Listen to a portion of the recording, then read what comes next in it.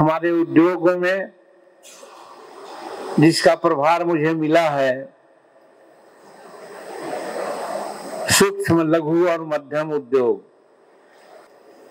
कि प्रधानमंत्री नरेंद्र मोदी जी ने एक योजना चलाई है 17 सितंबर 2023 से, जिसको कहते हैं प्राइम मिनिस्टर विश्वकर्मा योजना।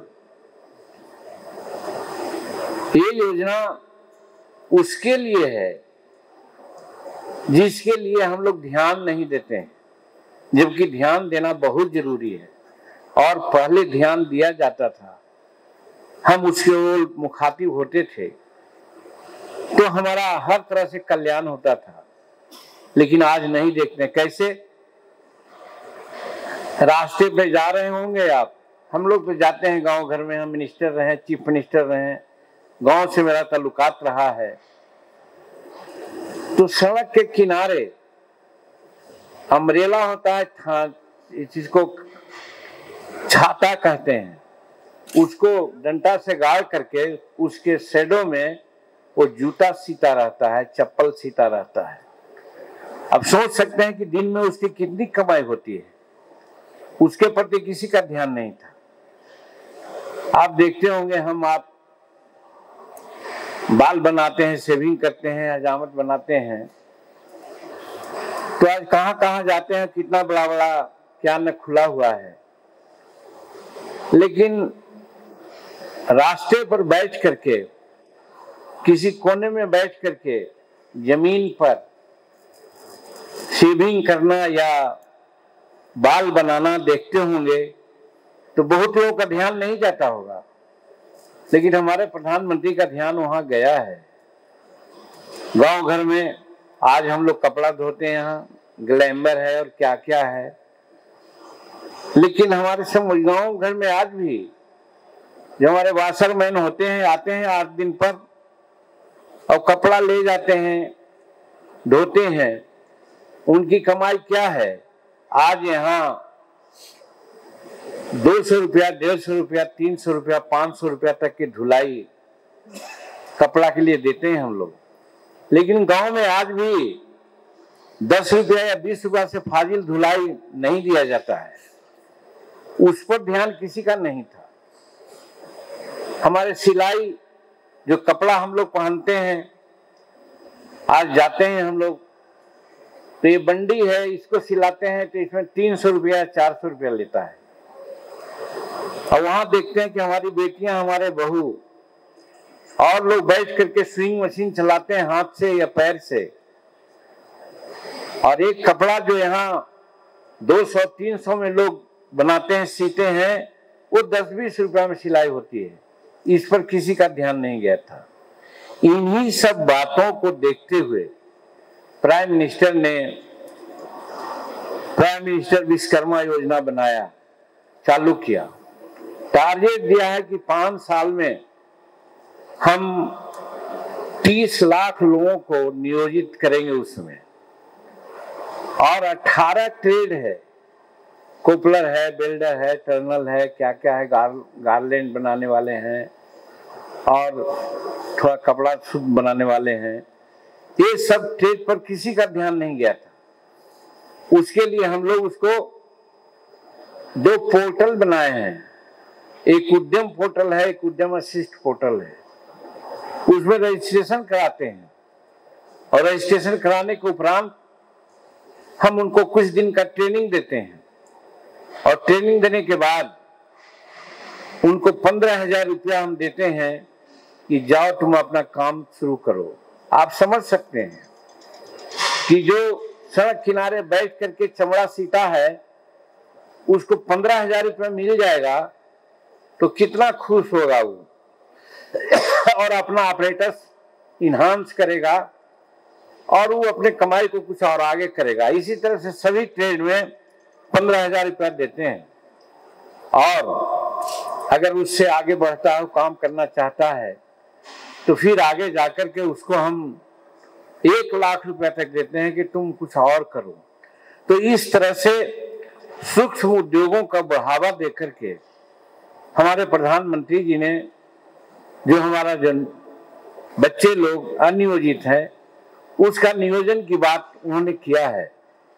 उस संबंध में अगर डाटा की बात आती है तो हम आपसे कहना चाहते हैं कि अभी तक जब से एमएसएमई विभाग हमारा ऑर्गेनाइज हुआ है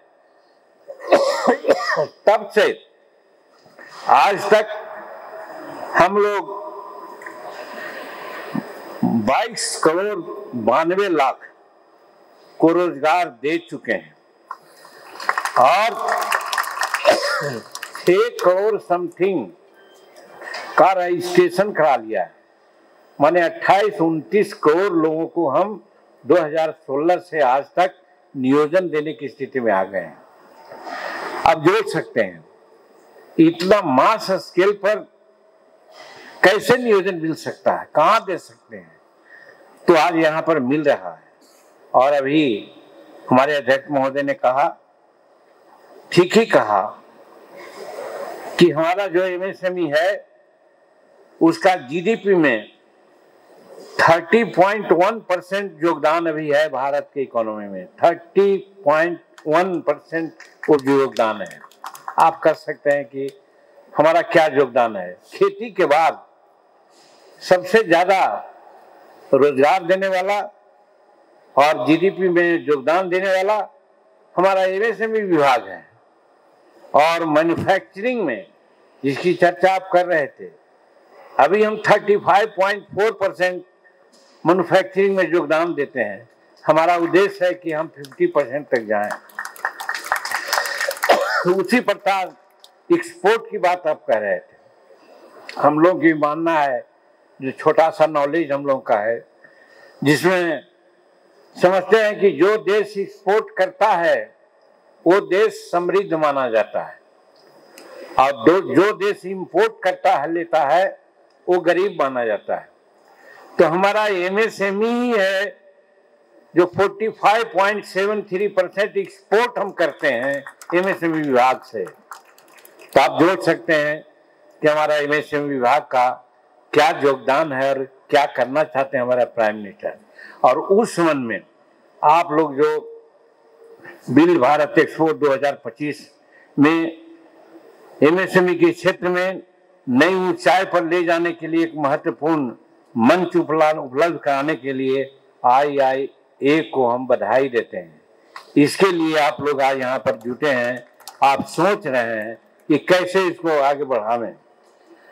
सरकार की प्रतिबद्धता है 401 यानी ऑटोमेशन, आर्टिफिशियल इंटेलिजेंस, IoT और डिजिटल तकनीकों को अपनाने की आवश्यकता मान करके हम लोग इंडस्ट्री 401 के साथ एमएसएमई को जोड़ करके भारत को आत्मनिर्भर और वैश्विक स्पर्धा को बनाने का लक्ष्य रखा गया है। प्रधानमंत्री जी ने 2014 के बाद आज जो लक्ष्य रखा है वो सिर्फ ये नहीं रखा था कि हम 2020 में जीतेंगे या 2024 में जीतेंगे या 2030 में हमारा क्या होगा। एक तरफ जब भारत की अर्थव्यवस्था 13वां 14वां पोजीशन पर था, उसको इस 11 वर्षों में आज 5वां पोजीशन में ले आए हैं। संसार का 5वां इकोनॉमिक शक्ति भारत बन गया है। और हमारा लक्ष्य है कि 2027 में 28 में जाते जाते हम संसार का तीसरी अर्थव्यवस्था हर हालत में बनेंगे। ये हमारे नरेंद्र मोदी जी का लक्ष्य है। और उतना ही नहीं, यहीं तक नहीं छोड़े हैं, उनका लक्ष्य है विकसित भारत, जिसकी चर्चा आपने यहाँ किया है कि हम 2047 तक जब हम अपने स्वतंत्रता का शताब्दी वर्ष मनाते रहेंगे, उस समय हम संसार के विकसित राष्ट्रों में एक हो जाएंगे। ये हमारे प्रधानमंत्री जी का स्वप्न है और वो स्वप्न हमारे एमएसएमई के माध्यम से करने का उनका ये है। यहाँ पर एक बात और कहना चाहते हैं, एक पॉलिटिकल बात हो जाती है, लेकिन हम प्रधानमंत्री की बात जब करते हैं तो जरूर हम कहना चाहेंगे। बहुत लोग कहते हैं कि नरेंद्र मोदी जी तो बोल देते हैं कि 1 साल में हम 2 करोड़ लोगों को नौकरी देंगे। विरोधी लोग पूछता है कि कहाँ ये बात है, बताइए। तो मैंने आपको कहा कि एमएसएमई को हमारा से अलग विभाग होते हुए बहुत समय नहीं लगा, 10 वर्ष के आसपास में आया है, लेकिन आज तक जिसकी चर्चा हम आपको अभी करके बतलाया कि हम लोग लगभग 25 पॉइंट समथिंग यानी कि 26 करोड़ लोगों को एमएसएमई विभाग से ही नौकरी देने का काम किया है, जो जोड़ लीजिए 11 वर्ष में 22 करोड़ होना चाहिए। अब आज हम 26 करोड़ नौकरी दे दिया है अपने एमएसएमई से ही। बाकी विभाग और क्या है, कहने का मतलब कि कम से कम 50, 60 करोड़, 70 करोड़ लोगों को नियोजन दिया जा चुका है। भले लोग नस कहें, ये अलग चीज है, उसमें हमारा एमएसएमई का भी बहुत बड़ा योगदान है। और हमारा एमएसएमई जिसकी चर्चा आप करते हैं, एमएसएमई के माध्यम से आगे बढ़ना चाहते हैं, विगत कुछ वर्षों में यानी खास करके 5 वर्षों में जो हमारा एमएसएमई है, जिसको रजिस्टर्ड एमएसएमई की बात हम करते हैं, वो वर्ष 2020-21 में इसकी संख्या 28.38 लाख था। 28.38 यानी 28.38 लाख था, जो 10/3/25 तक 10/3/25 तक हमारे निबंधित इकाइयों की संख्या 6.14 करोड़ हो गया है, यानी कि 6.25 करोड़ हो गया है। इस तरह से हम आगे एमएसएमई को आगे बढ़ा रहे हैं और उसके माध्यम से लोगों को हम रोजगार देने की बात कर रहे हैं। और हमारे प्रधानमंत्री रोजगार गारंटी योजना भी है हमारे यहाँ, जिसमें 9,84,000 लोगों को हमने सहायता प्रदान किया है। और इसमें भी करीब करीब 80.33 लाख लोगों को हम लोगों ने रोजगार देने का काम किया है। इसी तरह से मार्जिन मनी सब्सिडी भी की जो कुल सहायता है, हम लोग 25,990 करोड़ रुपया का दिया है, जो विगत वर्ष 23-24 में दी गई मार्जिन मनी सब्सिडी का कम से कम 3,093 करोड़ की बात आ जाती है। तो इस तरह से हम इसमें आगे बढ़ रहे हैं और उसमें आपका सहयोग, जिसके लिए आप यहाँ जुटे हैं, भारतवर्ष के अलावा अन्य देशों के भी लोग यहाँ पर आए हुए हैं, निश्चित रूप में इंटरप्रेन्योरशिप को आगे बढ़ाने के लिए और खास करके मध्यम वर्ग के लोग को और गरीब वर्ग के लोगों को जरूर आप प्रोत्साहित करेंगे। और जहाँ तक हमारे विभाग का मामला है, जिसकी चर्चा आप लोगों ने किया, हम भी सुन रहे थे, सही बात है, चाहे छोटा इंडस्ट्री हो या लघु हो, जमीन लीज पर लेकर के कितना दिन काम कर सकते हैं आप। और जो लीज पर जमीन लेकर के काम करते हैं तो सदा कुछ रहता है, हाफ हार्टेडली काम करते हैं। इसलिए जो आपने मांग किया कि इसको फ्री होल्ड किया जाए, तो हम इसके पक्ष में हैं। हम एक उदाहरण देना चाहते हैं कि जब हम बिहार के चीफ मिनिस्टर थे तो हाउसिंग बोर्ड में इसी प्रकार से लीज पर लोगों को मकान दिया गया था। बार बार हाउसिंग बोर्ड के लोग जाकर कुछ न कुछ कहा करते थे, हम कहा ये सब नहीं चलेगा, हमने सभी मकान को फ्री होल्ड कर दिया था। तो हम तो फ्री होल्ड के समर्थक हैं। तो आप जो फ्री होल्ड की बात किया है, इसको हम निश्चित रूप में देखने का काम करेंगे। तो इसी तरह से आप और जो मांग किया है, उन मांगों के बारे में भी हम कहना चाहते हैं कि जो आपने कहा है, उन मांगों से हम सहमति जताते हैं।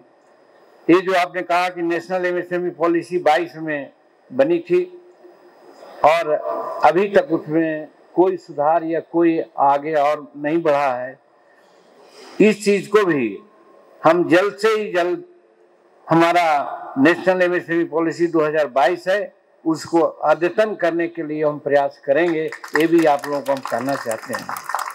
और जो आज़ादी के अमृत काल में आपकी सरकार जिस तरह से कहा है आपने, एमएसएमई के ग्रोथ के लिए कार्य रही, वो अत्यंत प्रशंसनीय तो है ही है, आप लोग कहते हैं। आपका अनुरोध है जो आपने कहा कि यूनिफॉर्म फ्री होल्ड पॉलिसी उसको मैंने कहा, मान लिया। और आपने ये भी बात कही कि एसोसिएशन में से किस एसोसिएशन की बात को गंभीरता से सुनी जाए, इसके लिए जो हमारा एमएसएमई बोर्ड है उसमें आपने अपना प्रतिनिधित्व की बात किया। निश्चित रूप में अभी गठन नहीं किया है, बड़ा अच्छा समय में आपने हमको याद दिलाया, जबकि इस बोर्ड का गठन बहुत जल्दी करने जा रहे हैं। हम निश्चित रूप में आपके इस संगठन को देंगे, हम प्रतिनिधित्व देंगे, ये हम आपसे कहना चाहते हैं।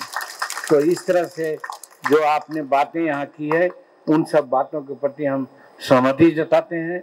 और आपने मुझे बुलाया कहने के लिए, तो बहुत सारी बात थी जिसको कि हम कहना चाहते थे, खास करके बजट के बारे में, कि बजट में अभी जो हुआ है 2025-26 का बजट में, उसमें कर सकते हैं कि सारे चीज को डबल कर दिया है।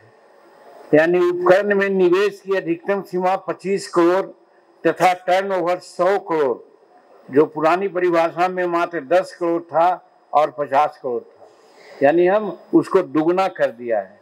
इस तरह से हम एमएसएमई को आगे बढ़ाना चाहते हैं। उसी तरह से प्लांट और मशीनरी के उपकरण के निवेश की अधिकतम सीमा 125 करोड़ था और टर्नओवर 500 करोड़ था, एक पुरानी था, उसको हमने 50 करोड़ और टर्नओवर जो 225 करोड़ था उसको 125 करोड़ और 500 करोड़ हमने कर दिया है। इसको भी डबल कर दिया है हम लोगों ने। और उसी तरह से CGT MSc credit guarantee trust for micro and small enterprises का था, उसको भी हम लोग, जो गारंटी कवरेज की सीलिंग है, उसको भी 10 करोड़ रुपये 2024-25 तक 5 करोड़ रुपये थी, उसको हम लोग 10 करोड़ रुपया कर दिया है। उसमें भी हम आगे बढ़ाने का काम किया। कहने का मतलब कि हमारा बाकी कितना इस पर हम आगे बात करें, इसमें और आगे भी है। आप लोगों से भी अनुरोध करना चाहेंगे कि टारगेट जो सेक्शन होता है, हम लोग गरीब की बात करते हैं लेकिन गरीब के नजदीक पहुंचते नहीं है। गरीब कौन है? हम यहाँ पर साहित्यिक विचार करना चाहते हैं। एक कवि ने कहा था, अबला जीवन हाय तुम्हारी यही कहानी, आंखों में है आंखों में है दूध, छाती में है दूध और आंखों में है पानी। आज उस बात को समझ करके हमारे नरेंद्र भाई मोदी जी ने महिलाओं के लिए आरक्षण तो देने की बात किया ही है, इसमें भी बजट में भी एससी एसटी और महिलाओं को पहली बार उद्यम जो शुरू करने वाले लोग हैं, उनके लिए 5 वर्षों में 2 करोड़ तक टर्नओवर लोन देने की भी बात कर दिया है इन्होंने, कि हम महिलाओं को हम देंगे। तो इस तरह से महिला है, एससीटी है, या कस्टमाइज क्रेडिट कार्ड वाले लोग हैं, उनको भी जो 5 लाख का सीमा था उसको 10 लाख कार्ड बनाने का हम लोग ने कर दिया है। कहने का मतलब कि हमारा जो बजट है 2024-25 का, इसमें एमएसएमई को बहुत बड़ा तरजीह दी गई है और बहुत अच्छी राशि भी दी गई है। और इस राशि को लगभग हम कह सकते हैं कि 25,000 करोड़ की राशि हमको मिली है और इस माध्यम से हम आगे बढ़ेंगे।